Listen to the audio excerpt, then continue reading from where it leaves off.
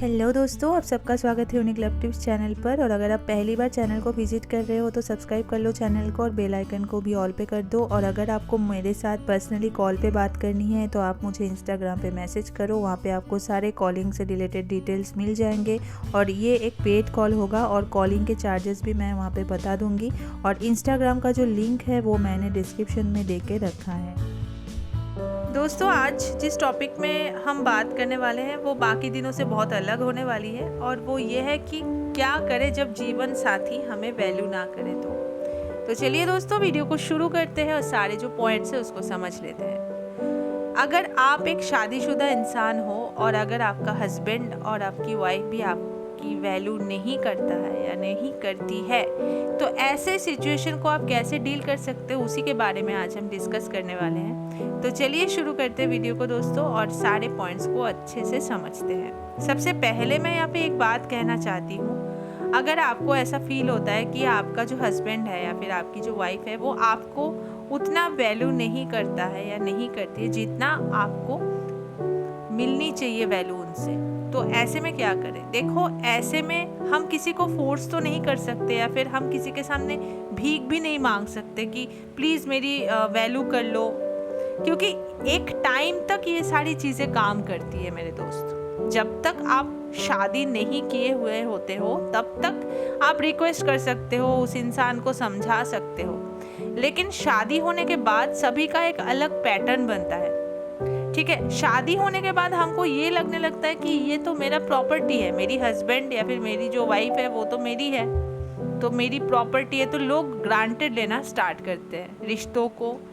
कभी कभी तो हस्बैंड वाइफ को भी एक दूसरे को भी ग्रांटेड लेते हैं। तो ऐसे में आप कुछ ऐसा मैजिक तो नहीं कर सकते हो कि तुरंत सब कुछ बदल जाएगा, लेकिन आपको यहाँ पे मैं एक ही सल्यूशन देना चाहती हूँ। वो ये है कि अपने लाइफ में जियो, अपने लाइफ को जियो, किसी के लिए मत जियो। ठीक है, आप अपने लाइफ पे फोकस करो, आपको जो अच्छा लगता है उस पे फोकस करो, ना कि आपको ये फोकस करना है कि मेरी पत्नी क्या कर रही है, मेरा पति क्या कर रहा है। इस पे आपको फोकस नहीं करना है। वो अपने हिसाब से उसको जीने दो, आप अपने हिसाब से जियो, क्योंकि शादी एक म्यूचुअल अंडरस्टैंडिंग होती है और शादी कोई भी नहीं चाहता कि उसकी शादी टूटे।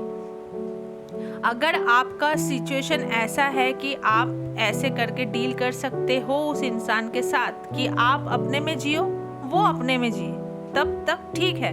लेकिन अगर ऐसा सिचुएशन है कि बात कॉम्प्रोमाइज तक भी नहीं जा सकती है, मतलब गाली गलौज, हाथ उठाना वगैरह वगैरह, ये सब अगर प्रॉब्लम है, तो यहाँ पे आपको बिल्कुल भी कॉम्प्रोमाइज नहीं करनी है, यहाँ पे आपको सहना भी नहीं है। ठीक है, अगर मेरी मानो तो मैं यहाँ पे यही सल्यूशन दूंगी कि अगर एब्यूजिव रिलेशन है, अगर टॉर्चरिंग मेंटेलिटी है आपके हस्बैंड की या फिर आपकी वाइफ की, तो यहाँ पे आपको थोड़ा सोचना चाहिए डिसीजन लेने के लिए। लेकिन अगर आपको ऐसा लगता है कि नहीं, आप उसको इग्नोर कर लोगे या फिर आप अपने में रह लोगे, उसको अपने में रहने दोगे, तो फिर कोई प्रॉब्लम नहीं है, आप ये कर सकते हो। यहाँ पे रिश्ता भी बच जाता है, डिवोर्स तक बात नहीं पहुँचती है। लेकिन अगर आपको ऐसा लगता है कि नहीं, ऐसा नहीं हो सकता, ठीक है, ऐसा पॉसिबल नहीं है, वो जो इंसान है वो आपको मेंटली टॉर्चर करता है या फिर फिजिकली आपको टॉर्चर कर रहा है, तो यहाँ पे आपको कॉम्प्रोमाइज़ करने की कोई सवाल ही नहीं उठता। और ये एक शर्त यहाँ पे लागू होता है, अगर आप डिवोर्स की डिसीजन लेते हो तो यहाँ पे आपको फिनेंशियली इंडिपेंडेंट होना बहुत ज़रूरी है। क्योंकि बहुत सारे लोगों को मैंने ऐसे देखा है कि वो अपने पति के इनकम के ऊपर डिपेंडेंट है या फिर पत्नी के इनकम के ऊपर डिपेंडेंट है, और वो ये नहीं चाहते हैं, डिसीजन नहीं ले पाते हैं कि डिवोर्स हो जाए या फिर डिवोर्स का डिसीजन जो है वो नहीं ले पाते हैं। तो यहाँ पे आपको इंडिपेंडेंट होना चाहिए फिनेंशियली कि आप एक स्ट्रॉन्ग डिसीजन ले सको। क्योंकि देखो, ऐसे करके जीना और ऐसे करके आप डिप्रेशन में जियोगे, घुट घुट के जियोगे, ये तो जीना नहीं है ना। और कोई क्या बोलेगा, लोग बहुत बार ऐसे भी मैंने देखा है कि लोग ना बहुत ज़्यादा सोचने लगते हैं, बहुत डर जाते हैं कि सोसाइटी क्या बोलेगी, समाज क्या बोलेगा। ठीक है, देखो दोस्त, यहाँ पे लाइफ आपकी है, ठीक है, इसको जीने का हक आप रखते हो। आपको जीनी है आपकी लाइफ। आप कैसे जियोगे ये आपकी चॉइस है। यहाँ पे कोई आके ये डिसाइड नहीं करेगा कि आपको कैसे जीना है, ठीक है ना। जब आपको गालियाँ सुननी पड़ती है, जब आपको मारपीट सहना पड़ता है, तब तो दुनिया वाले आपको नहीं बचाने आते हैं ना।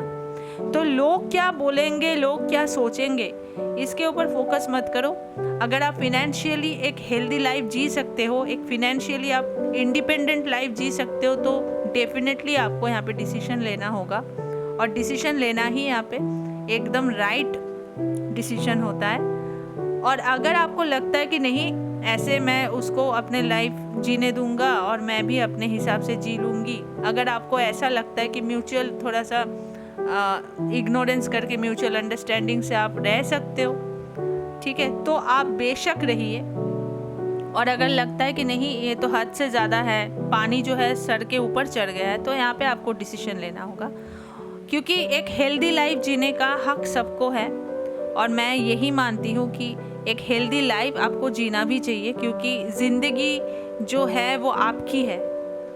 और बाय डिफ़ॉल्ट जो रिश्ते हैं, जो रिश्ते में हम बंधे होते हैं, जैसे कि माँ बाप, भाई बहन, ये सारे, इनके ऊपर जो भी आपका रिस्पॉन्सिबिलिटी है आपको वो भी करना है, लेकिन जीना सिर्फ अपने लिए है, ठीक है।